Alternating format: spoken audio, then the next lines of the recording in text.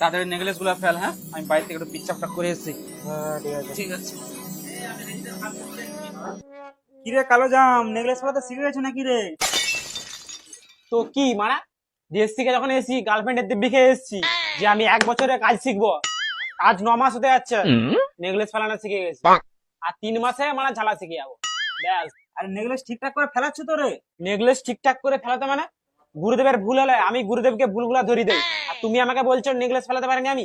ওরে শালা, গুরুদেবের ভুল তুই ধরে দেও? ভালো ভালো, তাহলে কাজ করো। তুমি আমার ছেলেটা কি জিজ্ঞাসা করছো? তোমার ছানাটা নেকলেস পরাতে শিখে গেছে, এবার ওর মায়া চালু করতে বলো সেটকে। হ্যাঁ, চালু করে দেবো মাইনে এবারে।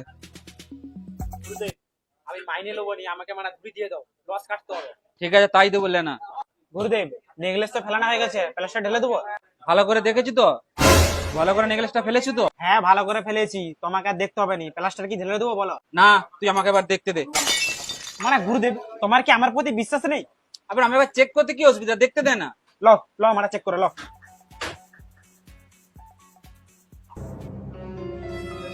দিয়ে দেখ।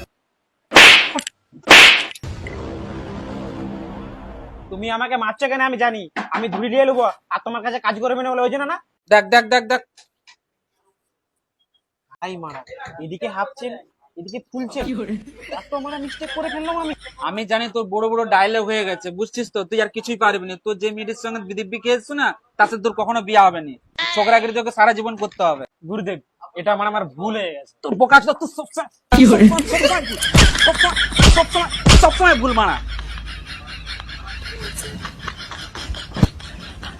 ছোকরাগিরি বড় বড় ভাষণ লোকের কাছে।